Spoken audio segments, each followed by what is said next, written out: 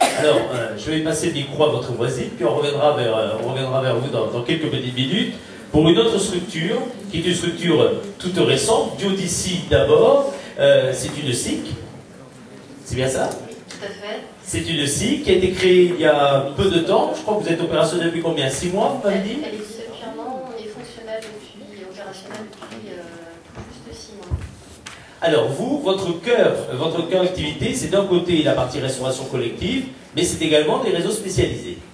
Oui, en fait, au tout démarrage, la création de cette structure, en fait, pour répondre à la question comment Biodici d'abord peut contribuer à créer des filières organisées, efficaces et solidaires.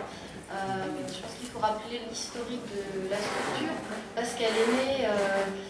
Elle est née justement dans le cadre de la réflexion de la structuration de filières où on s'est aperçu qu'au niveau régional, on avait il manquait un maillon pour répondre à la restauration collective et le réseau spécialisé avec l'intérêt des deux réseaux de distribution qui sont complémentaires. Voilà.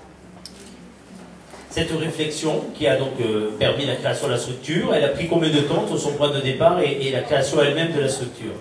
Elle a pris du temps donc, au sein de la structure de développement, l'ABP. On est sur 3 ans de réflexion entre la réflexion, la mise en place et la création des statuts.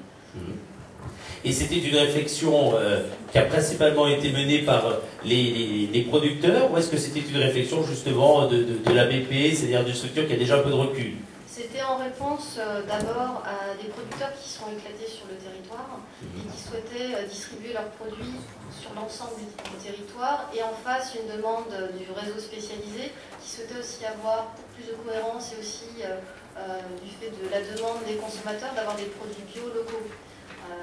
Donc la réflexion et la demande venaient de tous ces acteurs, donc producteurs, transformateurs, distributeurs, et ça a été accompagné par la structure de développement de la bio en région. Alors ces producteurs, ces transformateurs, ces distributeurs bio, hein, Picard, on est d'accord, ils se sont regroupés au sein de la société coopérative d'intérêt collectif que vous représentez. Ça fait partie des avantages de ce type de structure juridique, de pouvoir regrouper ainsi d'une manière relativement souple et personnaliser différents types d'acteurs.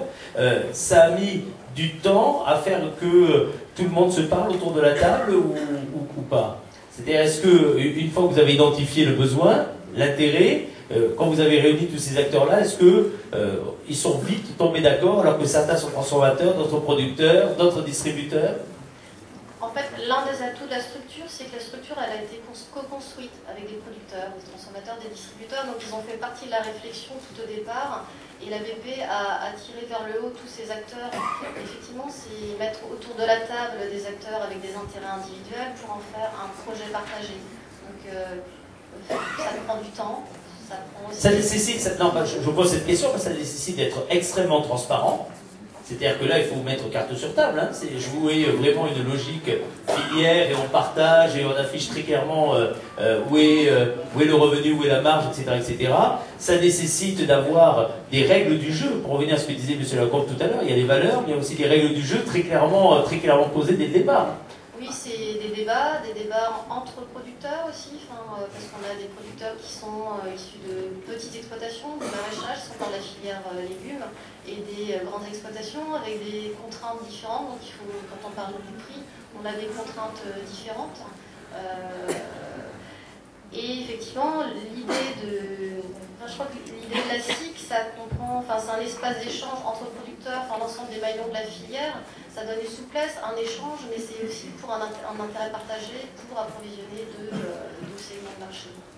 La solidarité, c'est pour vous aussi quelque chose qui va de pair avec cette SIC dès le départ.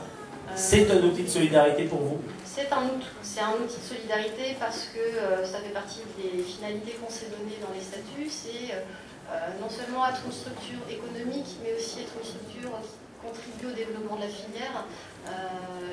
Et c'est pour ça que c'est important que la SIC puisse tisser sa toile dans son environnement régional avec les producteurs, les transformateurs, mais aussi les collectivités qui ont leur rôle, parce que si on parle de restauration collective, c'est quand même un secteur de marché dont la responsabilité aussi au niveau des collectivités, et la solidarité va jusque-là en fait. Les collectivités peuvent en entrant dans la SIC, être partenaire et dire, enfin, pour nous c'est important, être sociétaire, c'est dire je crois à ce projet, on y croit et on ira ensemble. Donc il y a tous ces acteurs que je mets dans la filière, en tout cas restauration collective.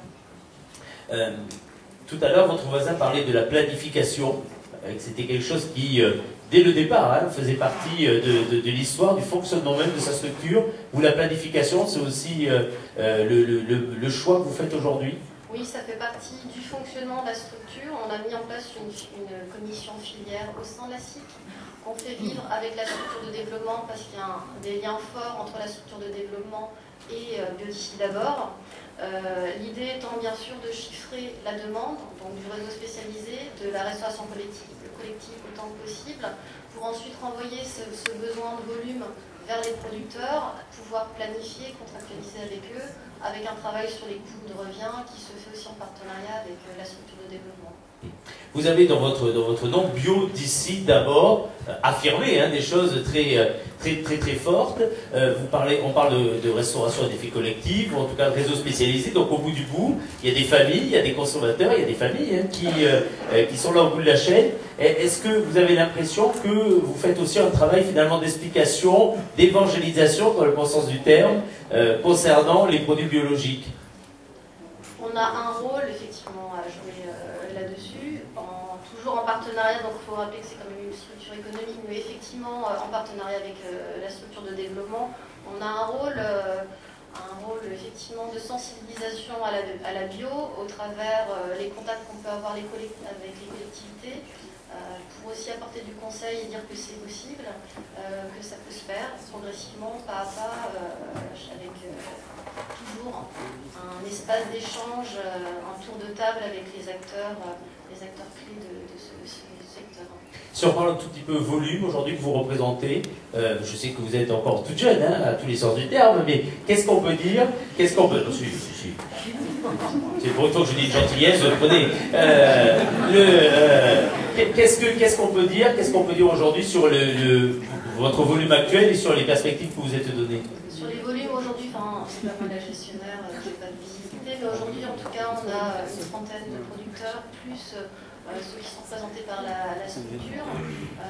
On n'est pas simplement sur la filière légumes, on est sur une filière multiproduit, parce que quand on parle restauration collective, c'est multiproduit. C'est multiproduit, évidemment.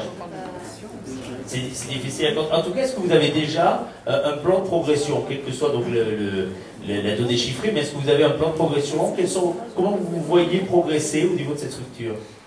Alors le plan de progression, c'est effectivement répondre à tous les secteurs de restauration collective, que ce soit l'autogéré, le concédé, on a touché aussi le secteur hospitalier, etc.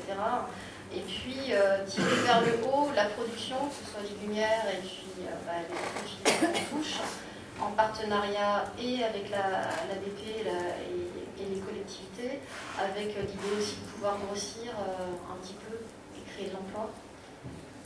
Bon, tout à l'heure, on a entendu de la part de Mélisse le souci qu'elle pointait du doigt du changement d'échelle, en disant que ça peut comporter certains risques.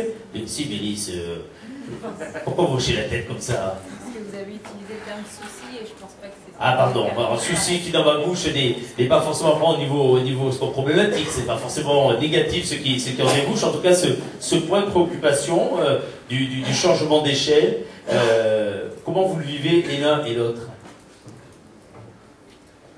Oui, c'est ça, différents niveaux d'échelle, parce qu'au niveau d'un territoire, en tout cas dans le Pas-de-Calais et Picardie, on le voit via la diversité des exploitations présentes, et on peut le voir maintenant aussi au niveau national. C'est vrai que aujourd'hui, on a demandé, il y a un groupe encore informel qui s'appelle Coeflore Bio, qui est aujourd'hui animé par la FNAB, grâce entre autres à des fonds de l'agence Bio, c'est pas léger, qui permettent un peu d'avoir mis 7 acteurs de la filière bio, donc 7 acteurs économiques.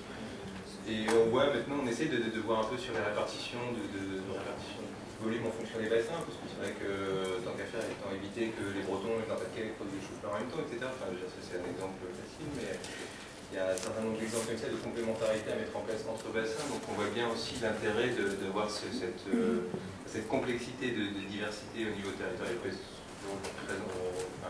retraduite aussi au niveau national. Ça veut dire qu'il faut avoir des structures pour ça, hein, pour se concerter, pour s'organiser. Ça revient à un des thèmes qui était dit tout à l'heure. Je fais attention, je ne vais pas dire souci, mais il faut qu'il y ait en effet des structures de concertation qui se mettent en place. Et aujourd'hui, pour vous, elles sont trop faibles? Oui, c'est sûr que plus on... je pense que c'est la règle de tout. Un bon dialogue amène souvent à éviter des problèmes. Hein. Là, voilà, aujourd'hui, au niveau d'un territoire du Nord-Pas-de-Calais, on a quand même un outil, si bien que sur le GAB ou aujourd'hui un outil économique via les coopératives qui sont des endroits de concertation entre les différents producteurs de différentes tailles, de différentes histoires ou autres. Et aujourd'hui, on commence à mettre en place des lieux de concertation au niveau national. Je pense qu'il faut continuer dans cette démarche-là. Insuffisante, non, mais on peut toujours faire mieux. Evelyne? Mais effectivement, on peut toujours faire mieux. C'est vrai que pour une structure comme Biodici d'abord, qui est une toute jeune structure, on a d'abord un rôle économique, même si on a effectivement des fondements qui sont ceux d'une coopérative. Prendre du temps pour faire du développement, parce que c'est du temps qu'on investit dans le temps, mais c'est un choix qu'on fait au départ, mais c'est aussi une prise de risque et une façon d'être solidaire avec l'ensemble des acteurs qui sont de cette structure. Très bien. On va ouvrir les questions à la salle, sans plus tarder, pour échanger sur vos deux expériences, mais également celles de vos voisins. Mais avant cela, peut-être juste, Monsieur Lacombe, qu'est-ce que, sans aller